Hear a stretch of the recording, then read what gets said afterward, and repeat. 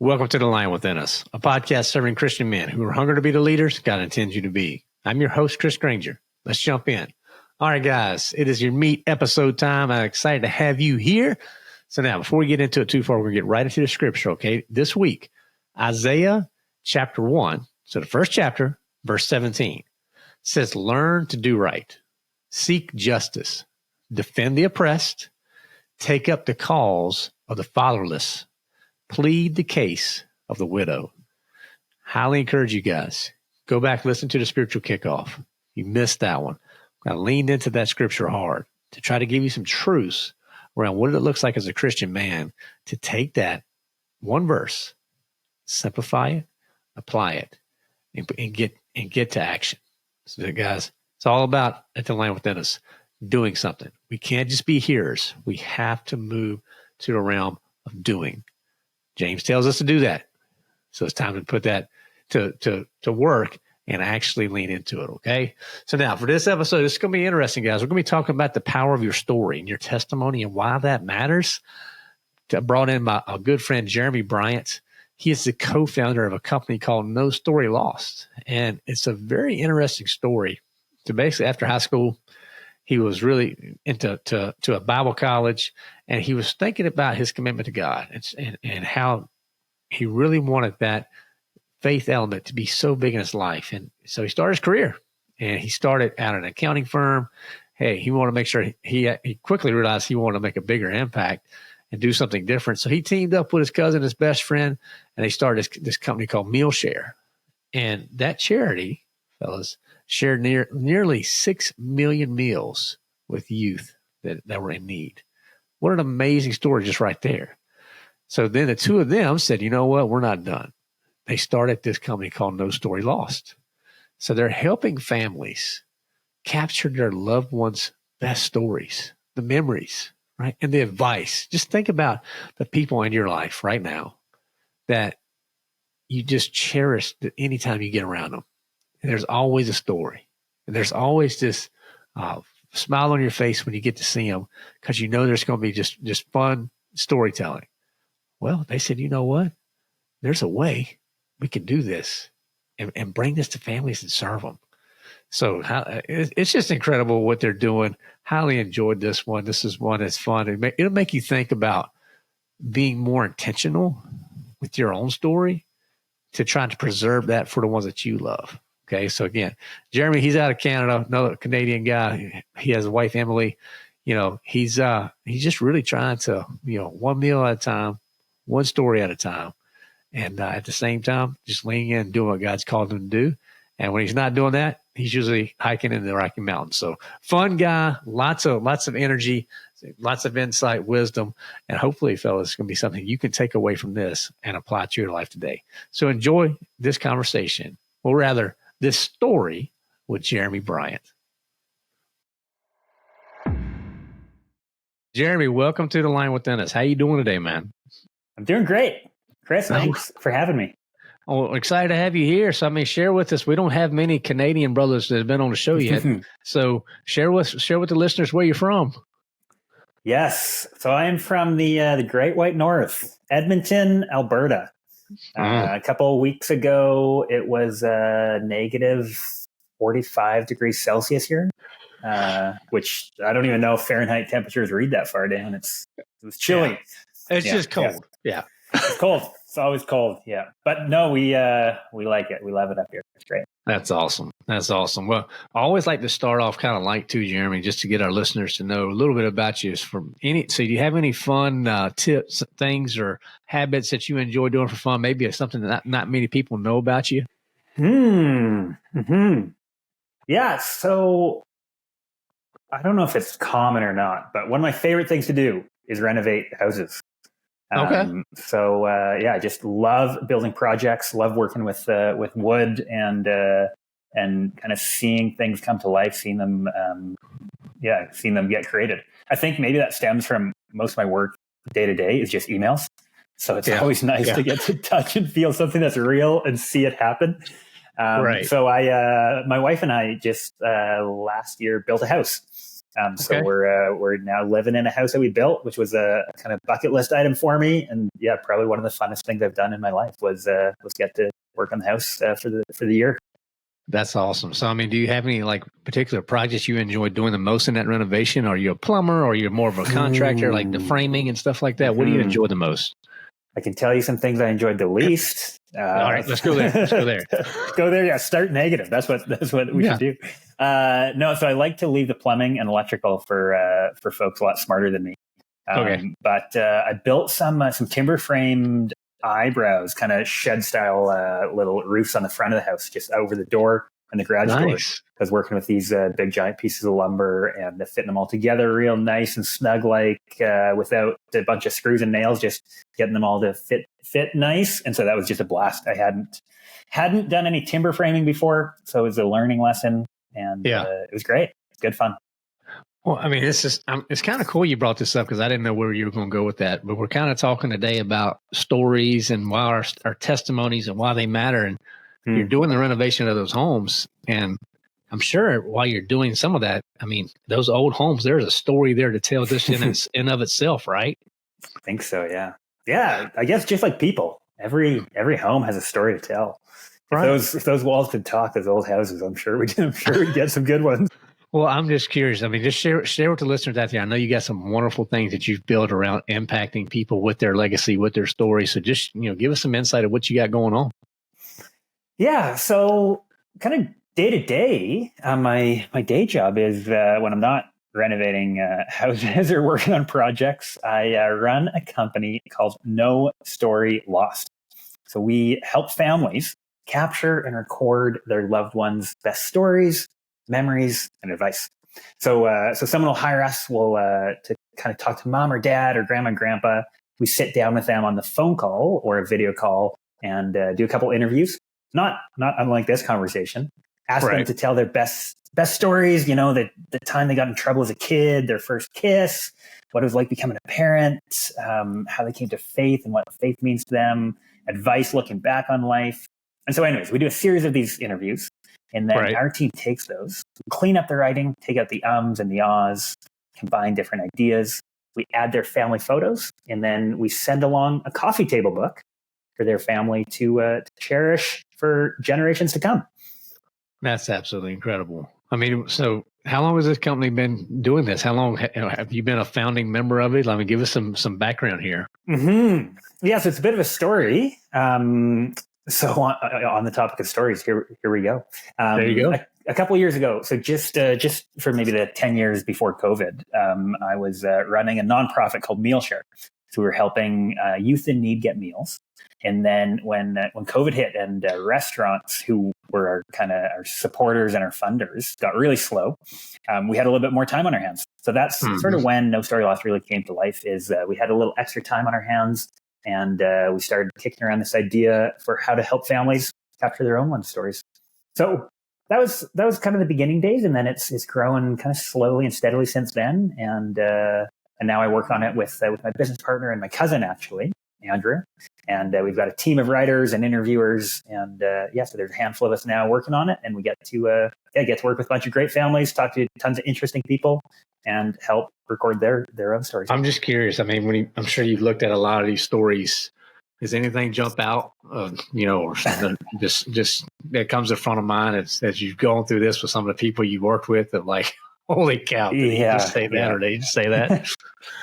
Yeah. So there's definitely a few that come to mind. One of the interesting things that happens for us is maybe a quarter of the time that someone gives a project to their parent, mom or dad will say, no, I don't have any good stories. I don't want to do that. I don't want to bore anybody with my stories.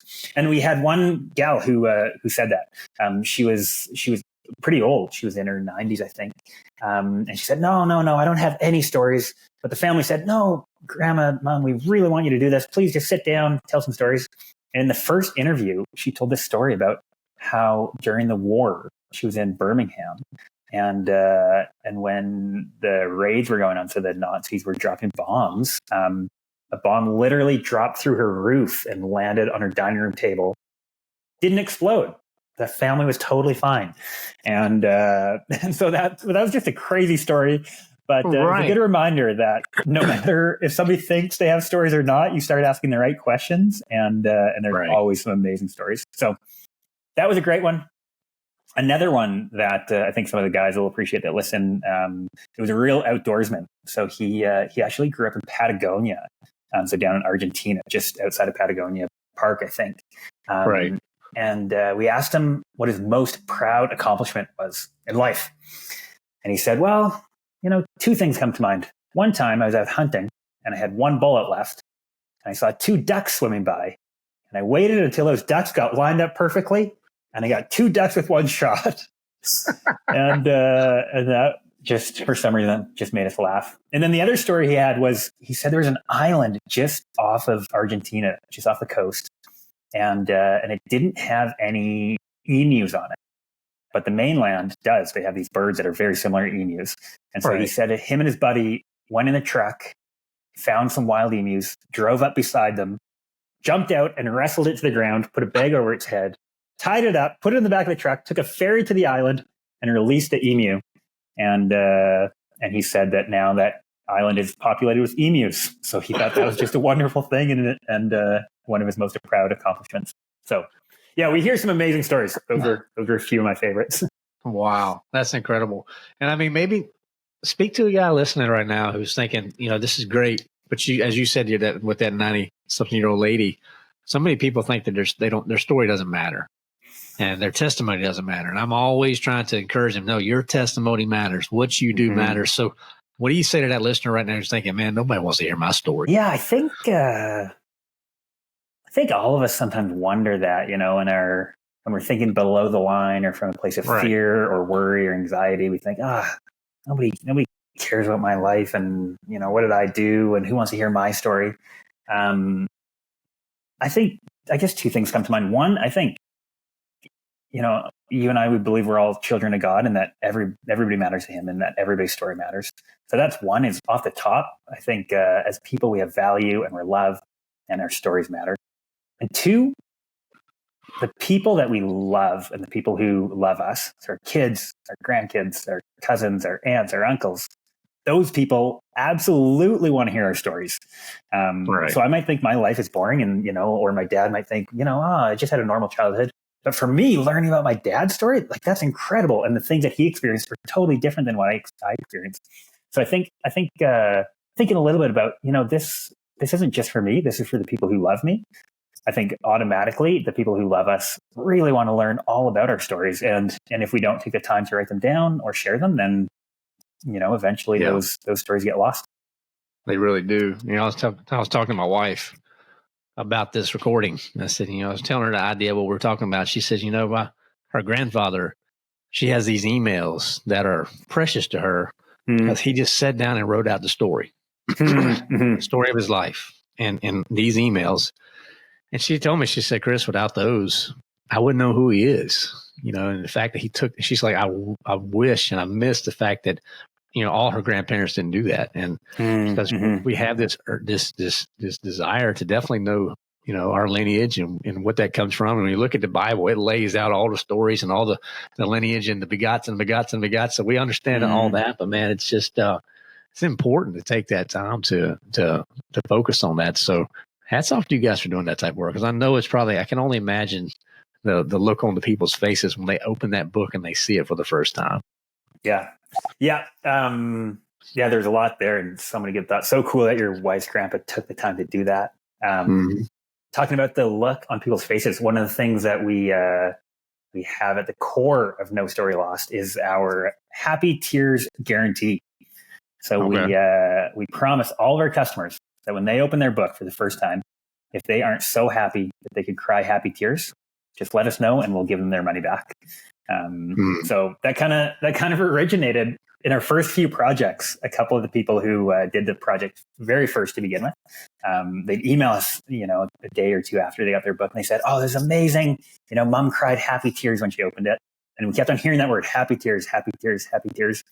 And so, kind of as a joke to begin with, we just started saying, "Okay, we didn't do a good job unless we get that email saying Right. they cried happy tears. And then now we talk a little bit more, and we have that promise to the customers, the happy tear guarantee, something we stand behind, we believe in. Yeah. Man, that's absolutely incredible. I mean, as you start thinking about, the happy tears and people's stories, where does the faith element come in? Like, how do you guys pull that out? Because I know that's such a big part of my life and a lot of our listeners. I'm just curious, from the questions that you're asking and the interview process, what does that look like because it may help some of our guys to know some of those questions just so they can start asking their grandparents and just having these conversations just to open up, more dialogue around topics that they haven't done before. Yeah. Yeah, it's a great question. And for us, it's completely individual based on the project. So as you can imagine, we interview people from all walks of life. And some people, their book is totally focused on faith. That has been the biggest part of their life, their entire life long. And every story they tell, their faith and their relationship with Jesus and what they learned and how they felt love and how they showed love to other people is intertwined in every story. And for other folks, that's not a part of the story whatsoever. A big thing that we do is we focus a lot on matching the right interviewer to the right storyteller. So if we know that someone has something in common, their faith background, that's something that we can do is match people up nicely that way, so that the people interviewing and the people getting interviewed share some common ground and can ask the right questions. For example, if you were being interviewed by someone who had never heard of faith or never walked into a church or never knew who Jesus was, they'd probably miss a lot of important parts of your life. They wouldn't know what to ask and wouldn't know what that was like. So that's sort of how we handle it at No Story Lost, is kind of an individual, make sure we have the right relationship between the person getting interviewed and the person on our team asking those questions and digging into the details. And then to your question of, how would somebody do this for themselves? I think we often would just suggest people just start casually. When somebody comes to the topic of, okay, we need to get Dad's story, that's what we need to do, it can be overwhelming. He's lived an entire life. You don't know what to ask. You don't know where to start. You don't know how to get the book designed, how to write it, yada, yada. So if someone's doing this on their own, I always think start with dinner. Have a dinner. Right. Have you and your kids each write down 2 questions you want to ask that night, bring them to the table, and just start that way. So that could be, hey, Dad, tell the grandkids how you came to faith. Like, you've had an amazing journey. What started it? Or when did you first realize God was real? One of the questions we often like to ask people in kind of one of the later interviews that we do with them is just reflecting a little bit and say, what's the meaning of life, and what is it meant to you, and how do you think about that? So that can be another one. Another good one is both getting the stories of their faith journey along the way and then asking where they're at now and looking back, what have they learned and what does it mean to them? Amen. Love that stuff, Jeremy. So, hey guys, we'll take our first break. We'll be right back. If you're a man who's looking for greater spiritual guidance into how to become a better leader, finding resources that you can trust and then implement can be daunting. For me personally, I thought it was a lost cause, and I decided to take the action knowing that I wasn't alone. It was because of this wide gap that we created our Line Within Us community, and the areas that we're helping Christian men grow are incredible. For instance, we built ways for guys to lean in and grow through fun events like our daily spiritual kickoff, where you get that much needed boost directly from God's Word. Our Bible studies that always focus on how to discern and apply what we learn.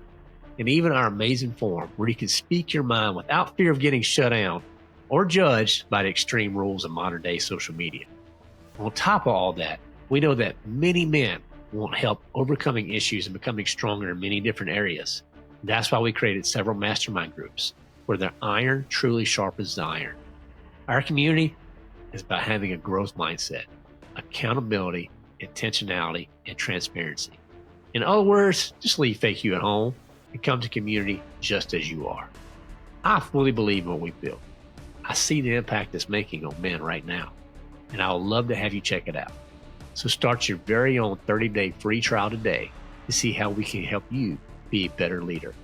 So if you're ready to take that first step, head over to thelionwithin.us and get started. Your journey begins here. Visit thelionwithin.us, and I'll see you inside the den. So, Jeremy, I'm just curious. I mean, we've talked a little bit about what you guys are doing at No Story Lost, and Share us a little bit more of your story. I mean, go back. I'd love to hear how you would go about some of this when you're working with, people who are sharing their stories. I mean, do you go all the way back to childhood and kind of work through something? I'd love to hear a little bit more about you, because it sounds like you've had a pretty incredible walk with Christ yourself. Yeah. Yeah. So maybe I'll tell you a little bit about kind of our approach at No Story Lost, and then I'll kind of weave a little, maybe a story or two of my own into that. Let's do it. Yeah. So at No Story Lost, we'll do a number of interviews. So the client of ours can choose how many they do. A lot of people do 2. Some people do 4. That's a pretty common number. 4 is maybe our most common. And then some people do 6, 8, 10, or 12 or more. But oftentimes we'll kind of structure those interviews to start with somebody's early childhood. So we'll get to ask fun questions like, tell me your earliest memory. Tell me what your grandparents were like and what you remember about grandma and grandpa growing up. We ask their favorite possession as a kid. That's often a really fun one. Just get some crazy different answers. Talk about times they got in trouble in school, and times they pulled pranks or got in a little bit of trouble at home. Those are always fun. Yeah. The first interview, we often talk about their early years and brothers and sisters and that sort of stuff. And then my own story, kind of backing up way back, is I grew up with one sister and a mom and dad who were they were really involved in church and faith, and so that was always part of my life growing up that way. And then kind of my faith journey, I didn't really kind of start that for myself probably until I was maybe 17 or 18. Kind of always was familiar with faith, but just never really felt like it fit for me, and didn't really understand it until just after high school. I got a job as a snowboard instructor. Nice. So it was like this dream job. I had these grand ambitions to teach snowboarding up here in Canada in the winter, and then go over to Australia or New Zealand and teach snowboarding over there in their winter. And that was just going to be my life. I was on this path, and it was kind of going to be a life for myself and doing what I love to do, and didn't think much about faith or other people at the time. But about, I think it was maybe 3 days into my dream job of snowboard instructor, I fell and broke my collarbone. And so I could not snowboard at all. So I was out of work, and my plan had evaporated before my eyes. Man. So I was just, I couldn't do much. So I was just hanging out at home, and I kind of got bored of watching TV for some reason one day, and opened up the Bible and started reading Matthew. Okay. And I did that over a few days. I was 17, and by the end of maybe a couple books, I felt like, oh man, this is there's something to this, and I think I want this to shape my life. And so that's sort of when I made a bit of a pivot in my life and decided to walk a faith journey. So that's the start of my journey. Well, it sounds like you kind of, at that point, you decided to make it your own. Mm-hmm. I don't want to leave the childhood stuff, before you tell us what was your favorite possession, man. You can't bring up a question like that and not tell us what yours was. Okay. So come on, man. Share. That's only fair. Yeah. That was a mistake on my part. Yeah. You know what? As a kid, I was big into Pokemon cards. Okay. And so, I think for the longest time, those would have been my most prized possession. Unfortunately, when I moved out, I left them at my old house, left them in the basement somewhere. And my mom swears to this day that she did not give them away. But those Pokemon cards are nowhere to be found. So either another little kid came and maybe took them, which I'd just say, like, good on you. You saw an opportunity and you needed those as a fellow Pokemon fan. Or what I think happened was she did give them away. But she hasn't owned up to it yet. So I'm gonna send her a link to this podcast and see if she'll flip her cards. Yeah, I mean, there's still time to repent. So, I mean, come on now. That's the thing, Ma. Come on, you're hearing it first, Chris. I'm going to get Chris to give you a call here, Ma. We'll see what we can do. There you go. Well, the Pokemon, I mean, you never know. That's probably a lot of money in those Pokemon cards now, too, because those things have really skyrocketed. Yeah. What about you, Chris? What about, if you think about back to your childhood, what was your prized possession? Man, we had, when I grew up, the Ghostbuster movies, I just remember I had a lot of fun memories around the Ghostbuster movies. I was, 8, 10 years old when they came out. And we had, my parents got me and my brother the Ghostbuster house, like the house itself, like we could play with all of it. Yeah. And then but we also had the proton packs that you could put on. And I mean, you talk about Ain't Afraid of No Ghosts. I mean, it wasn't no ghosts in our town that was I was scared of, man. So it was. Whenever I see those movies now, I just think back. That was just a good season, Yeah. and just those simple toys. And the same thing. I actually know what happened to all my Ghostbuster stuff. I got to be like 13 or 14. Thought I was so cool, and I sold it all at a yard sale. And when I think about that yard sale, I just want to go back and like punch myself in the head. Like, what are you doing? Like, hold on to that stuff. So yeah, that immediately comes to mind, man. I think we ought to go on eBay, see if we can get one of those packs up for the podcast studio behind you. I know, right? I mean, that thing I have such good memories of that thing. Me and my brother, we terrorized a lot of people and a lot of animals with that thing because we had dogs. So we were always chasing dogs around with that thing. So believe it. So you go from the faith journey stuff, early childhood, and then I guess because when I was thinking about this, I was talking to my wife about this too. I was like, this is going to be a pretty fun conversation because I think about my life. You have the early childhood years, and you have your teenage years, and then you have all different sections of things that you happen if you go to college or if you don't go to college, and just throughout life. I mean, just thinking about how you would even begin to organize that. So I like the idea of just sitting down, having dinner, and just pick a section and just talk about it, right? And just go from there. Yeah.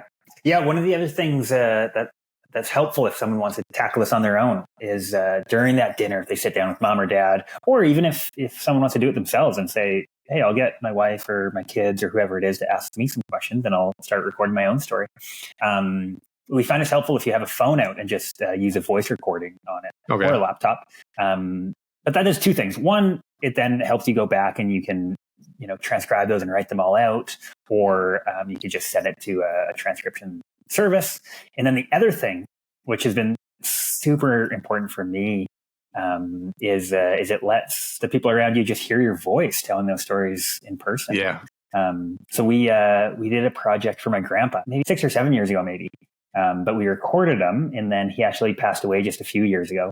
And so now, if I ever want to spend some time with Grandpa, I can open up those voice notes and hear his own voice telling the stories. So that's really, really powerful and super special for me and the family. That's incredible. I mean, I think what I wouldn't do to be able to go back and have voices of my grandparents or great grandparents. It would just be a cool way to leave some legacy and think about it. I mean, and how do you guys tie in that whole concept of legacy when you're talking to people? I'm sure that's a core component of what you're doing because people, there's just a little bit of time between those dashes that we all get, and so we have to steward it well. And I think our legacy, leaving something like this could be tremendously impactful for our family. Yeah. I think that most of our clients would feel the same way that when they get that project and especially if they did it for grandma and grandpa or mom and dad, and if they pass away, when they pass away, we find that these books become people's most prized possessions, their most cherished things that they own. Like some of these books, some of our clients, if you ask them that classic question of, what would you bring out of the house if the house was on fire? You could only take one thing. It turns into this book for mom or for dad. And it's also fun getting to ask people, about legacy when we do the project. So to hear their own words to say, what kind of legacy do you want to leave behind? What do you feel like you have been left behind? What's your family legacy, and what do you strive towards that way? So that's those are questions that we get into kind of in our final interview. We often will do a bit of a reflection. So we talked about the faith journey, talk about what faith meant to you, and then also what kind of legacy do you want to leave for your family, for your community, for the people around you. So always fun getting to read those answers and hear those. Well, I mean, even when you start to think about the Bible and God's word and how, essentially this was stories told down, accounts, given, and, stories matter and testimonies matter. And God took the time to make sure that everything that he wanted for us to know is in God's word. I mean, and he took the time to the syllable level of here's what it needs to say. Man, I feel like maybe we're too fast in life sometimes to think about slowing down to even capture that story.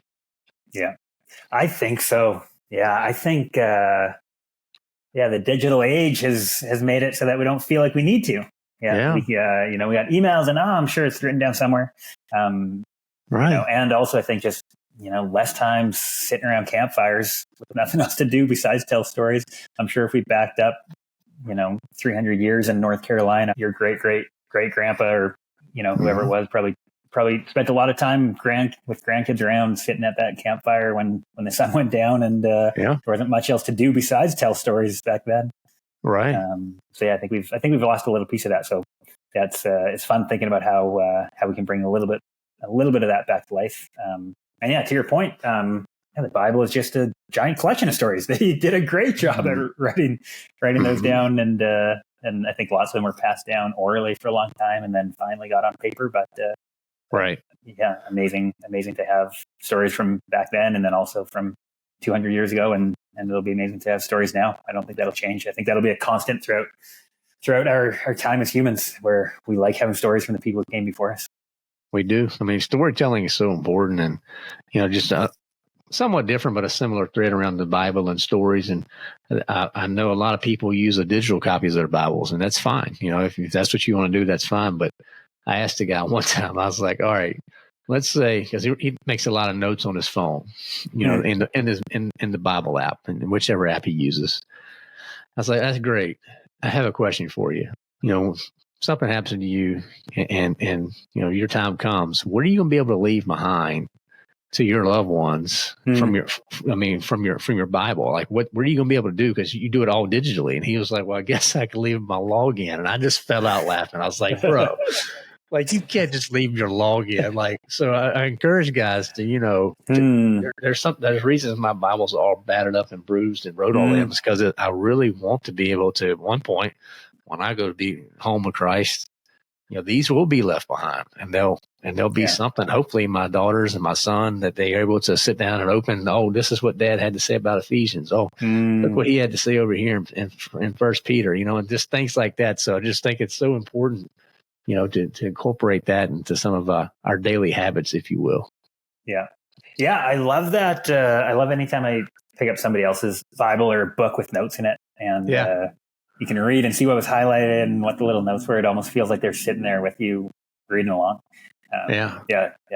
It's a cool habit to think about consciously, to say, I could read on my phone, or I could read on paper, and maybe that could be a beautiful gift to leave behind one day. Right. Love it. All right, we're going to take our last break, guys. We'll be right back. I find it helps me to have a guide at times when I'm reading and studying the Bible. One way that helps me is by using devotionals to guide not only what I read, but insights into the scriptures themselves. So we were blessed to become an author on the YouVersion Bible app, and we saw an immediate opportunity to help others with devotionals around the areas that we spend the most time talking about at The Lion Within Us. So if you enjoy the show, you may enjoy these devos as well. We have some guys that are using them as part of their small groups, as well as they're a great way to get conversations going. So to see the ones that we've created, head over to thelionwithin.us/YouVersion, and that's YOUVERSION, to learn more.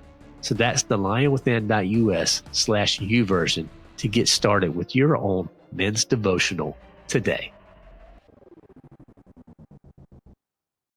So Jeremy, like when you're thinking about No Story Lost and things you've built and things you guys are doing to serve people, where do you think it's headed? I mean, where's next for what different ways to serve people in the future? It's a great question. It's a big question, Chris. One of the things that Andrew and I, who I started Mealshare with, this charity in the past, and then also No Story Lost with, we talk about a lot is we'd love to leave our own legacy of using business for good. So we've got a tight lens now that anything we spend our time doing, or significant amounts of time at least, together business-wise, a non-starter is if it doesn't help people, we're not interested in doing it. Right.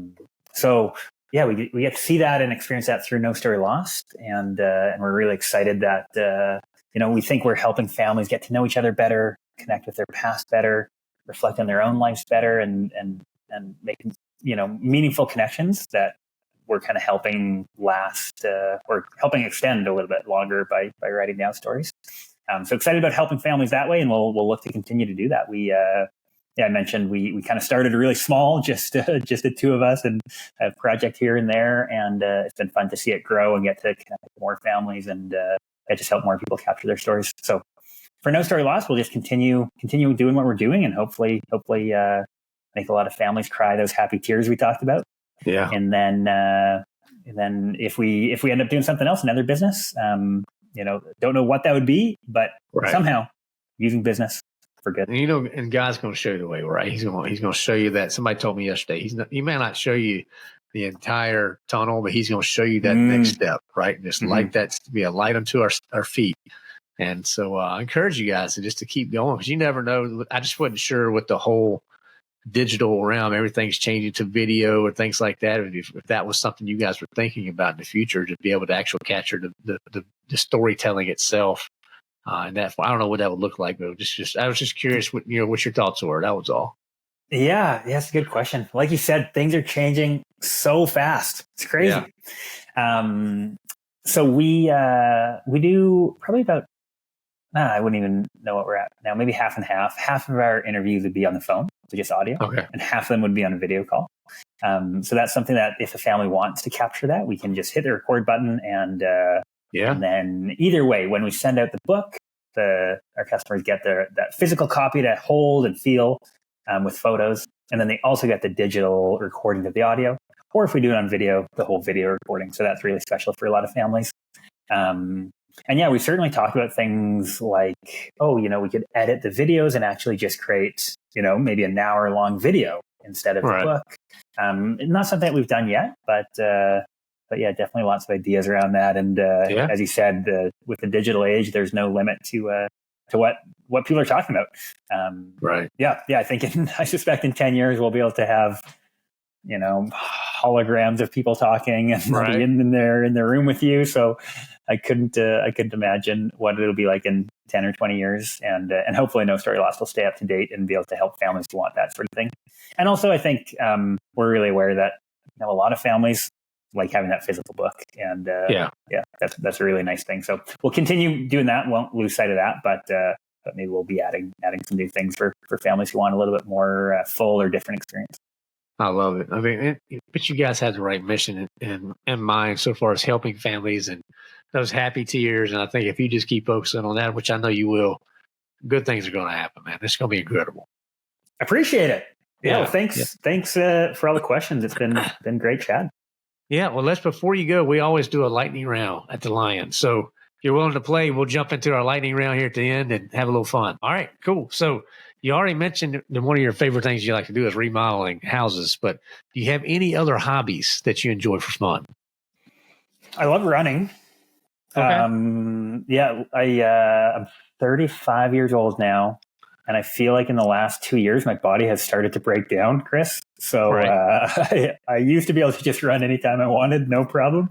And now my knees are sore, and I just threw out my back earlier this week. And so anyways, I like running when I can, and love hitting the trails. So I like to do a lot of trail runs. Every year, a group of friends and I will do a big race out in the Rocky Mountains. So a big long race, which is always fun, getting outside and way out to the beautiful mountains to slow down a little bit. How far is that race? So I should say it's a team race, or we do it in a team race. It's 160 kilometers, so 100 miles. Holy wow. And so what the crazy part is our team does it with 7 guys. Right. There's some people who do it by themselves. And it is literally up and down the Rocky Mountains of Alberta. So it's some crazy elevation. So but we like getting out there, and I could never imagine doing it all myself, but enormous respect for the warriors who do it. How long does that take for 100 miles like that? Yeah. So for a team, something like 13 hours-ish, 13, 14 hours. And then the crazy part is individuals. So people who do it solo aren't that far behind. It's like, I think the fastest is 17 or 18, 19 hours. So it's just wild. And so obviously part of that's through the dark too. So you're running with a headlamp, and it's a special kind of fun, type 2 fun, but it is fun. Yeah.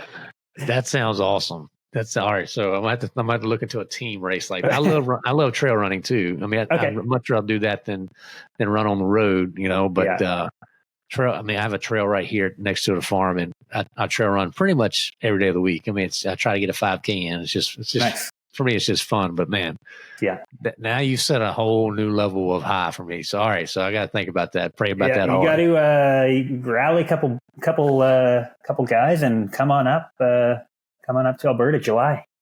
We'll see you here. Alberta in July. That doesn't sound bad. Not bad. It's a good time. Yeah. All right. Let's keep going. So now you're running. You finish your workout. What's your favorite food? What's your go-to? Pizza. That's an easy one. Man, any type pizza. Of never met a pizza I didn't like. You love them all, huh? I love them all. Yeah. I don't discriminate. I love them all. All right. What about the all-time favorite movie? Any movies come to mind? Ooh, such a good one. I watched that about a month ago. You just can't get enough Flat Eater. Yeah, Russell Crowe is at his best. Very good. Yes, he is. He definitely is. How about anything you're struggling with right now? At the Lion, we'd like to talk, just being real transparent with others and just understanding not every leader has something that they're working through. Anything that's on your plate? Yeah. I don't know how real we want to get, so you might need to cut it out, Chris. But I've been I'm in a group challenge with a bunch of guys, a bunch of friends, and one of my challenges for the year is to read through the Bible. So I honestly just haven't read a bunch of books for years. Just when's the last time I picked up 2 Kings? Haven't been frequent. So anyways, I've been reading through the Old Testament right now, and also with an awareness of everything going on in Gaza. I've been struggling to know how to feel about some of those verses about God calling Israel to go into towns and wipe out the whole town, men and women and children, and not leave anybody alive. And trying to reconcile that with the pain and the suffering that I'm seeing on the news. Yeah. So that's been something I'm struggling with. I'm trying to figure out how it all fits together. And I know God has a much bigger plan than I can ever understand, and He works different at different times, and all of those things. Right. And yet it's been tricky. It is tricky. His sovereignty, I know. I'm with you. It's hard. It can be very difficult. So, I mean, just kind of pulling on that thread of God. When you think about Him, what's your favorite thing about Him? This will tie nicely into my last answer. Okay. But just His otherness, His holiness. He's bigger, infinitely bigger than I can understand, and with tricky things, trying to think about, man, how did God fit in this? Either pain in my own life, or seeing something somewhere else around the world or in my backyard. Yeah, it's nice to know that He's very much different than us. Right. We're not going to understand His logic, just like a child who's 3 wouldn't understand their dad's logic when he tells them they can't eat candy when they want to. Right. I think thinking how much different and how much bigger and how much holier and how much more powerful and how much more wisdom. The infinite scale of that difference is one of my favorite things when I think about God. 100%. Now let's flip that 180. Least favorite thing about Satan. It is a good 180 flip. He's so damn tricksy. He stumps you in a million ways. Yeah. You think you got him figured out, or you think, I should be thinking about this more. Oh, I kind of screwed up a little bit there. Oh, I didn't do as well as I would have liked to there. And you think, okay, I'll think about that. Then you look around next week and you're like, oh my goodness, he's got me again. I just screwed up something I didn't even see coming, or I didn't love that person the way I wanted to, or I didn't treat that person as well as I should have, or What about when you think about the last, 12, 24 months, whatever it is, what do you spend too much time doing? So I'm not on any social media. Good for you. Yeah. So I feel like that was just something that I just haven't done for 15 or 20 years. But every so often I'll open up YouTube and watch some sports highlights, watch some fail videos, they're regular. But then every so often I'll just start clicking on the next video. I'm like, oh, that looks interesting. Click on the next video. Oh, that also looks interesting. I'll just find myself 30 minutes later. I'm like, what did I just do? I don't remember any of these. They weren't that good. And I got outsmarted by the algorithms of YouTube. So anyways, I've been conscious of that lately. I'm still wasting time on there every so often. But there you go. It's something that I sometimes think, I don't know if I, sometimes it's nice to just turn your brain off and watch a movie. Love watching movies, but I don't get the same fulfillment from YouTube. I look around at the end and I feel a bit empty and hollow. So I like being intentional about watching a great movie, but I'm gonna try to dial back the clicking on YouTube. Good for you, man. Good for you. The algorithm works. I mean, that's why they pay billions of dollars to get people on the platform. So yeah. Anyway, last two real quick. So what's a new habit? Maybe it's a tip or something that you've implemented in your life. It could be something new or something relatively new that's helped you. It could be anything from faith to health to, mindset, whatever it may be. Yeah. I go on a hiking trip. We call it our fellas hiking trip, and we go every year. We've done it for 4 years, not 3 years in a row now. So really hard hike, 2 days out in the wilderness, do some fishing, do some camping, a bunch of shenanigans back there. And this past year, when we were driving back to Edmonton from the mountains, we started talking about a fella's self-improvement bet. I mentioned it. That's the bet or the challenge that I've got to lose a little bit of weight and I got to read the Bible in the year.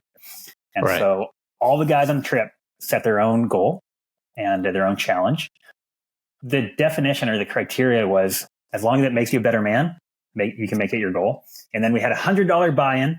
And whoever's the winners at the end, whoever's completed their goal gets a share in that pot of the $100 from everybody. And we also set up punishments for anybody who fails their challenge. So they are just completely punitive and they're ridiculous, very childish. So one of the guys, if he fails his challenge, he has to go on the hike next year with no shoes. Another guy, if he fails a challenge, he has to eat some dog food during the camping trip. So anyways, very ridiculous punishments. And again, very childish. But so far, we actually just did our check-in yesterday, January 31st. And so far, almost everybody is crushing their goals. We've got guys who have lost 15 pounds already. We've got guys who have read 5,000 pages of books, half the Bible, guys who are doing stair challenges and other workout challenges. So that has been amazing. It's working far better than expected. All of us are improving and it's been a ton of fun. So that's something I've done lately that I've appreciated. It's a hot tip for if you got a group of guys around to if you want to each work on something, make a challenge out of it. I love it. Love it, man. Well, last question for you, Jeremy. So what's one thing you hope the listeners remember the most about our conversation today? I'm not sure if we touched on it exactly, but I think we danced around it this entire conversation, which is stories are just so important. Your story is important. Your loved one's stories are important. And so, I hope people think about that a little bit, think about how they can action that, how they can record those stories or make sure that they don't get lost. We talked about a couple ways that they can do that themselves, which I think is amazing. And if somebody gets stumped or is just too busy and wants some help, reach out to us at No Story Lost, and we would love to help capture your loved one's stories. Well, absolutely, 100%. Now, where can they go? Is that nostorylost.com? Give them some information on how to connect with you and No Story Lost. nostorylost.com is where they should head. So they can check out our website, check out our different packages. They can reach out via email, or if anybody wants to get a hold of me directly, they can get me at Jeremy, Jeremy, at No Story Lost. There you go, guys. Well, no excuses now. Well, Jeremy, anything else you'd like to share today on the line? Thanks for having me. This was fun. Nice to connect and nice to chat. 100%. I thoroughly enjoyed it, my friend. Well, you enjoy your day, and just thank you for sharing everything today. Okay. Thanks a lot, Chris. Are you tired of the superficial? Ready to go deeper and talk about things that really matter? Join a mastermind today. This is more than a group. It's a chance to be heard, to solve your tough issues, and ultimately grow as a man. You can't outsource leadership. You must lean into it as a husband, as a father, or as a manager. A mastermind is the intense and intentional place to do that. Get around other men with a proven framework to work through all aspects of life together. It's time to take a stand, to fight back, and with our masterminds, you'll unleash the lion within. Experience the power of connection, transparency, and authenticity. Head over to thelionwithin.us to register and sharpen your leadership with a Lion Within Us mastermind today. All right, guys, so that was a fun one with Jeremy. Hopefully you enjoyed that. Highly encourage you to go check out that nostorylost.com. Lots of fun things going on over there. Their website is very intuitive, lots of wisdom and discernment there. And then like Jeremy said, if it's not for you for doing it with them, come up with your own way. The main thing is get this stuff documented. Take the time to pass it down. You never know the impact it could have on others. And I want you to think about this question. How can your story, encourage others today? Because I'm telling you, we downplay our own stories. We do. We think our testimony doesn't matter. And I'm here to tell you that's a lie straight from the pits of hell. Your story matters. What you do matters. How you show up matters. Don't downplay that for a second. That's what the evil one wants you to do. But lean into it and then take your story and share it with others. You never know how the gospel is going to move, the Holy Spirit, what he's going to do, and just get ready to watch. All right, fellas. So hopefully you enjoyed that one. Come back on Friday. We're going to have a great episode with you on Friday with a bunch of tips. And then also, we encourage you, head over to thelionwithin.us. So that's thelionwithin.us. All our resources are there. Our YouVersion devotionals are there. The way to join our community is on the website as well. We have masterminds within the community. We have our summit leadership development within the community. Guys, we have tons of ways that we are serving people. We're trying to help you as Christian men be the leader that God intends you to be. As the Lion grows and we connect with more and more guys all over the country, this has just been an incredible ride, and you don't want to miss your opportunity. These guys that are in here, they're real. They are transparent. They are compassionate. They are authentic, and they're just bringing who they are each and every day. So leave fake you at home. That dude's doing he's just fine. Bring real you, because that's who we want to help within the Lion Within Us. And you never know how your story within the Lion could serve someone else. So again, that's thelionwithin.us. Come check us out. Come back on Friday. Looking forward to hanging out with you guys. Give us a rating and review. That stuff helps big time. And you know what's coming, right? Keep unleashing the lion within.